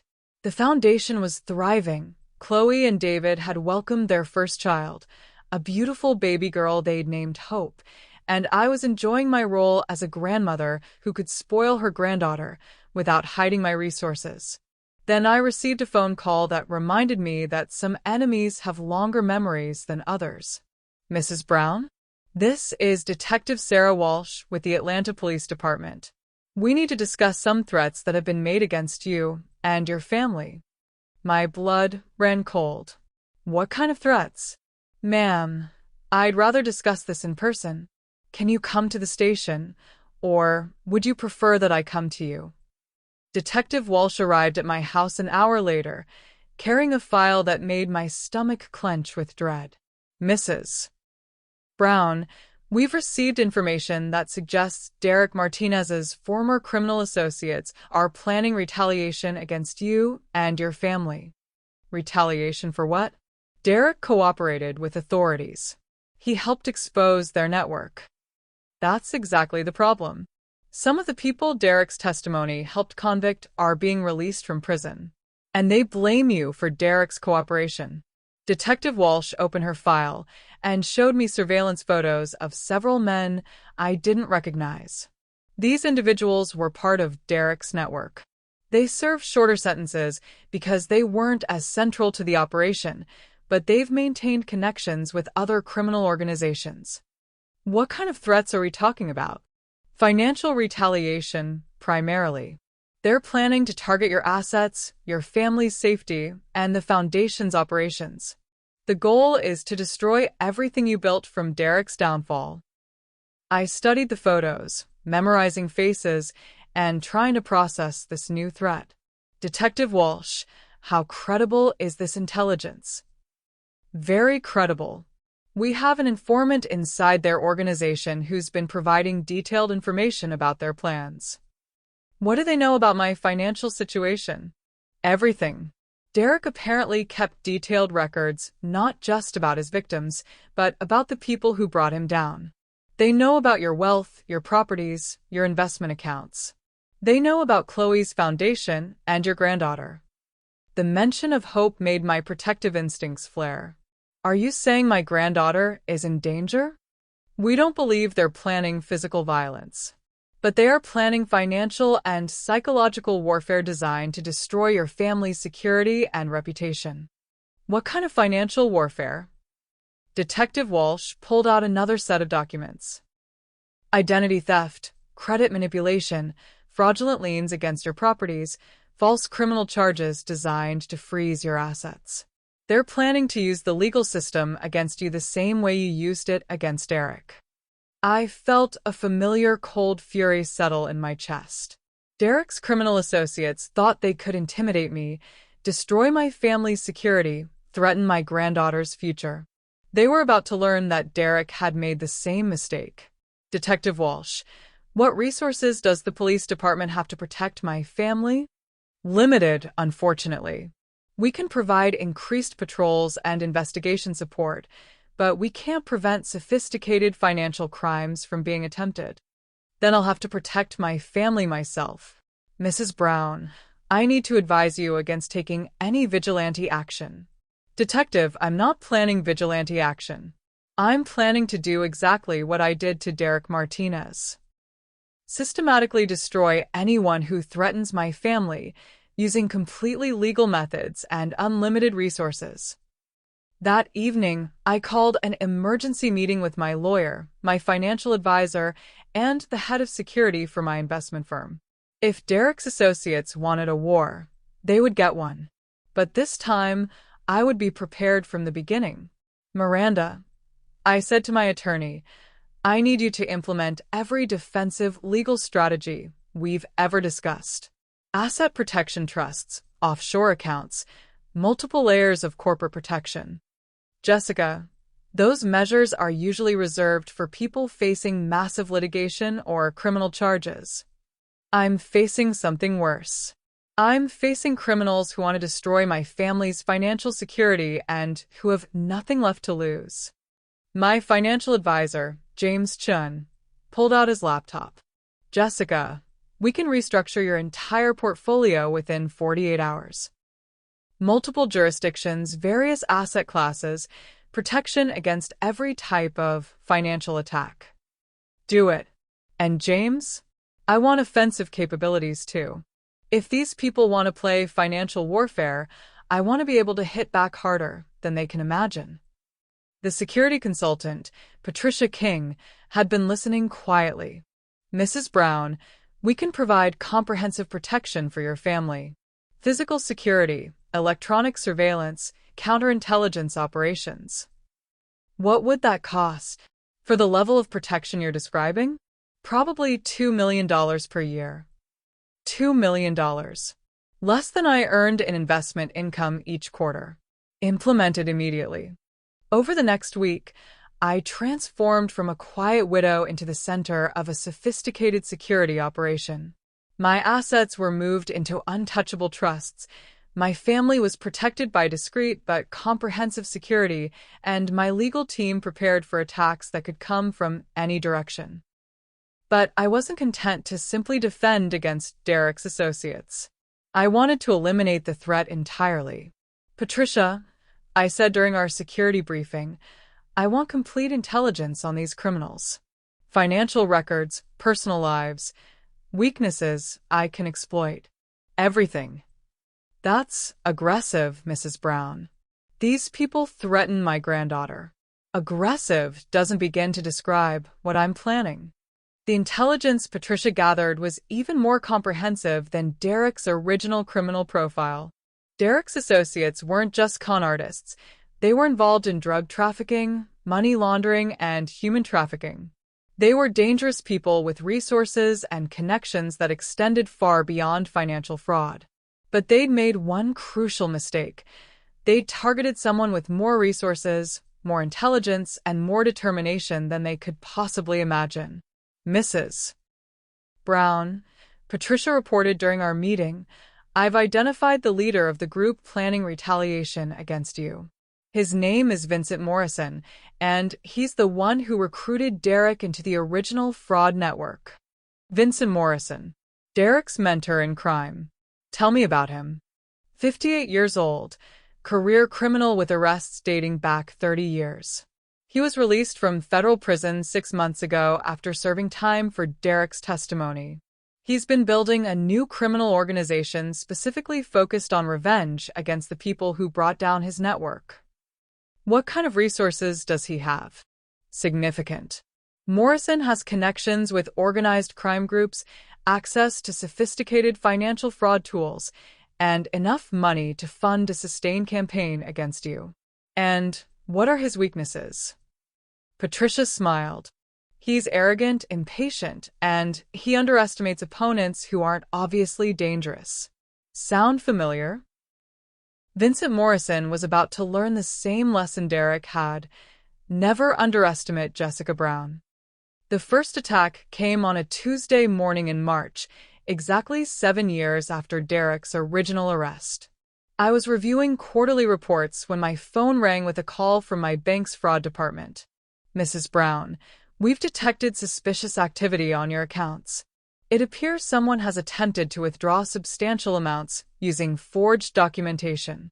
I wasn't surprised. I'd been expecting Vincent Morrison's first move for weeks. How much did they attempt to steal? $2.7 million across 3 different accounts. And were they successful? No, ma'am. Your security protocols prevented any unauthorized access. But Mrs. Brown, the documentation they used was extremely sophisticated. This wasn't a random crime.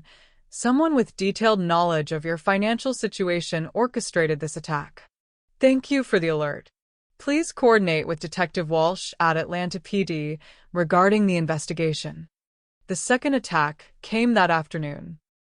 Fraudulent liens filed against all my properties, claiming I owed substantial debts to shell companies controlled by Morrison's organization. The third attack was more personal. False criminal charges filed against Chloe, claiming she'd embezzled money from her own foundation. But Morrison had made a crucial error. He'd attacked a target who was not only prepared for his assault, but who had spent weeks gathering intelligence about his organization. Patricia, I called. It's time to implement our response plan. What Vincent Morrison didn't know was that while he'd been planning his revenge against me, I'd been systematically infiltrating his criminal organization. Patricia's security firm had planted informants, tracked financial transactions, and documented every crime Morrison's group had committed since his release from prison. Mrs. Brown, Patricia reported, we have enough evidence to destroy Morrison's entire operation. Drug trafficking, money laundering, identity theft, mortgage fraud. We can hand the FBI a case that puts Morrison away for life. Good. But I want more than just Morrison. I want everyone who threatened my family. Over the next 72 hours, I orchestrated a response that made my campaign against Derek look amateur by comparison.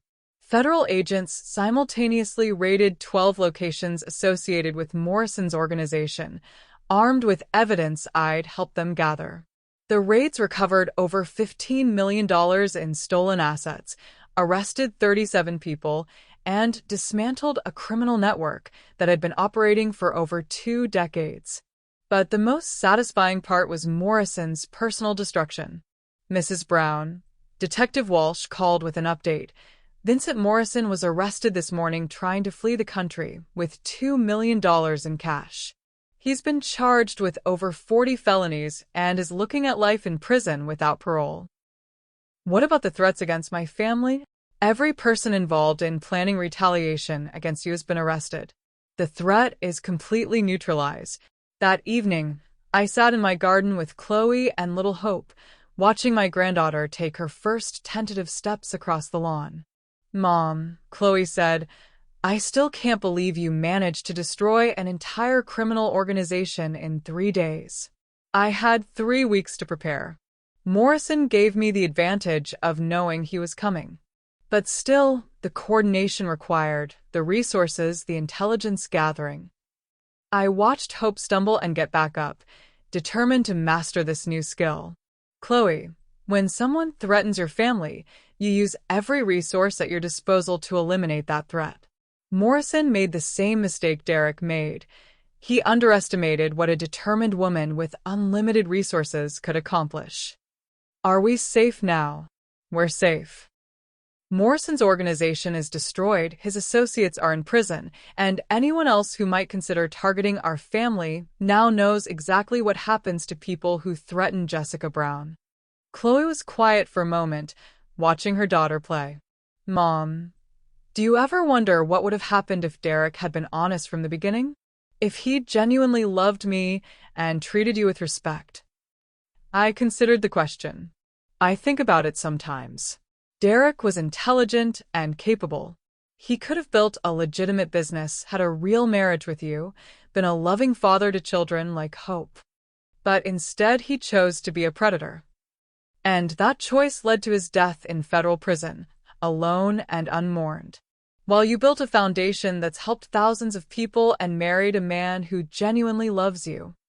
And you became someone who criminals warn each other about. I laughed, lifting Hope into my arms as she toddled over to us. I've always been someone criminals should warn each other about. They just didn't know it until they made the mistake of targeting my family.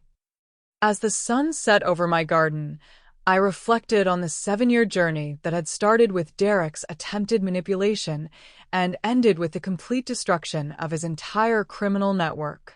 Derek Martinez had walked into my house planning to steal from a quiet widow he thought would be easily controlled. Instead, he'd encountered someone who would systematically dismantle his life, expose his crimes, help his victims recover hundreds of millions of dollars, and ultimately destroy everyone associated with his criminal organization. The lesson was simple but expensive. Never underestimate someone who has more to protect than you have to gain. Derek had learned that lesson too late. Vincent Morrison had learned it even later. And anyone else who might consider threatening my family now had 2 very public examples of what happens when you target the wrong woman. 10 years after Derek Martinez first walked into my life, I stood at the podium of the Kennedy Center in Washington, D.C., accepting the Presidential Medal of Freedom for my work in elder fraud prevention. The ceremony was attended by hundreds of people whose lives had been changed by the foundation Chloe and I had built from the ashes of Derek's betrayal. In the audience sat Eleanor Whitman, now 93 and still attending every foundation event. Henry Patterson, whose house I'd saved from Derek's fraudulent mortgage, had become one of our most effective advocates. And Chloe sat in the front row with David and their 3 children, Hope, now 10 years old, and her younger twin brothers, Michael and Robert, named after their grandfather. Ladies and gentlemen, the president said, Jessica Brown represents the very best of American values. When criminals targeted her family and community, she didn't retreat into safety. Instead, she fought back with intelligence, determination, and resources that have protected thousands of elderly Americans from financial predation. The applause was thunderous, but I was thinking about the journey that had brought me to this moment. Derek Martinez had died alone in federal prison, but his legacy lived on in the protective systems his crimes had inspired. The Chloe Martinez Foundation had become a national model for elder fraud prevention, copied by organizations across the country and around the world. Vincent Morrison was serving 3 consecutive life sentences in federal prison, his entire criminal network dismantled by the evidence I'd helped gather. And I had become someone whose name was whispered in criminal circles as a warning: never target Jessica Brown or anyone she cares about. But the most important legacy wasn't the criminals I'd destroyed or the awards I'd received. It was sitting in the front row, watching their grandmother be honored for protecting people who couldn't protect themselves. After the ceremony, Chloe and I walked through the gardens behind the Kennedy Center while her children played nearby. Mom, she said, do you ever regret how everything happened? The pain Derek caused, the years of fighting criminals, the resources you've spent on all this. I watched Hope chase her brothers around a fountain, these beautiful children who would grow up in a world slightly safer because their grandmother had refused to let predators operate unopposed. Chloe, Derek's betrayal was the worst thing that happened to you. But your response to that betrayal, building something that protects other people, is one of the best things you've ever done. And your response? My response was to make sure Derek and everyone like him understood that actions have consequences. That there are people in this world who will fight back when you target the vulnerable. Do you think Derek would be proud of what his crimes inspired? I considered the question. Derek had died providing information that helped recover millions of stolen dollars for elderly victims. His name was now associated with a foundation that had prevented countless frauds and educated thousands of potential victims. I think Derek would be amazed that something good came from his terrible choices. But Chloe, Derek's crimes didn't inspire this work. Your response to his crimes did. You're the one who turned pain into purpose. We did it together. Yes, we did.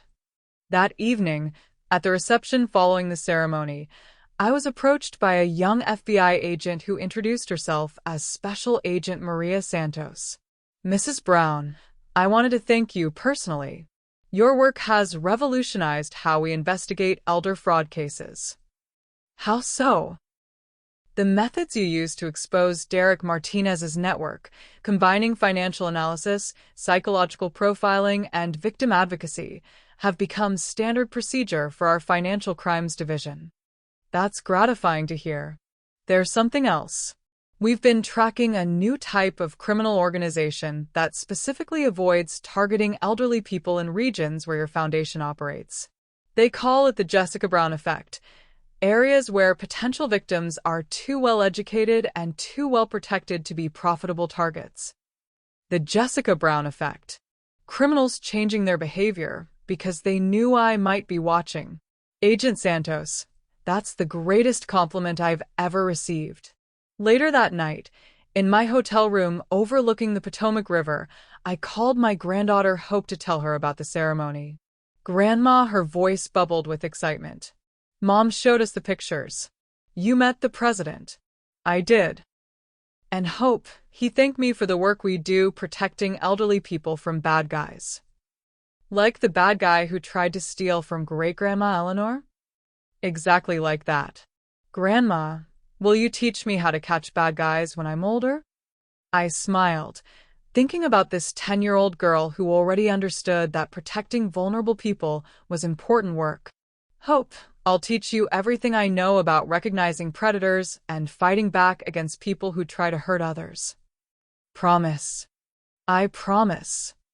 After we hung up, I sat by the window, looking out at the lights of Washington and thinking about legacy. Derek Martinez had left no legacy except pain and the systems designed to prevent others like him. Vincent Morrison would be remembered only as another criminal who'd underestimated the wrong opponent. But my legacy was walking around in the form of 3 grandchildren who would grow up understanding that real strength comes from protecting people who can't protect themselves. That wealth is a responsibility, not just an opportunity. That some battles are worth fighting regardless of the personal cost. Derek had tried to steal from my family, and in the process, he created something far more valuable than anything he could have taken, a network of protection that would outlast all of us. 12 years after Derek's arrest, I received one final reminder of how completely I had won our war. I was sitting in my garden, now 84 years old and still actively involved in foundation work, when Chloe brought me a letter that had arrived that morning. Mom, this is addressed to you, but it's from someone I've never heard of. The return address showed it was from a federal prison in Texas. Inside was a handwritten letter from someone named Marcus Webb, Derek's original recruiter and trainer, the man who'd taught him how to manipulate elderly victims. Mrs. Brown, the letter began, I am writing to you from federal prison, where I am serving multiple life sentences for crimes related to the organization Derek Martinez helped you destroy. I want you to know that your name is legendary in here. Not because prisoners respect you, but because you represent something that terrifies every criminal. The possibility that their next victim might be someone with the resources and determination to destroy them completely. Derek used to tell stories about you before he died. How you systematically dismantled his life, exposed our network, and helped hundreds of victims recover stolen money. He called you the most dangerous woman he'd ever met, not because you were violent, but because you never stopped fighting until justice was served. Mrs. Brown, I trained dozens of criminals like Derek over the years. I taught them how to identify vulnerable targets, how to gain trust, how to steal without getting caught. But I never taught them what to do when they encountered someone like you. You didn't just destroy Derek and our organization. You changed the entire landscape of elder fraud. Criminals now avoid certain areas, certain types of victims, certain situations, because they're afraid of encountering another Jessica Brown. I am writing this letter not to ask for anything, but to tell you that your victory was complete. You didn't just win, you changed the rules of the game forever. Your enemy, respectfully, Marcus Webb. I read the letter twice, then handed it back to Chloe. What do you think? She asked. I think Marcus Webb understands something that Derek took 5 years to learn, that some people are more dangerous than they appear, and some victories last forever. That afternoon, Chloe and I drove to the cemetery where Derek was buried in his unmarked grave. I'd never visited before, had never felt the need to see the final resting place of someone who'd tried to destroy my family. But today felt different. Today felt like closure. We stood beside the simple marker that bore only Derek's name and dates, no epitaph or remembrance.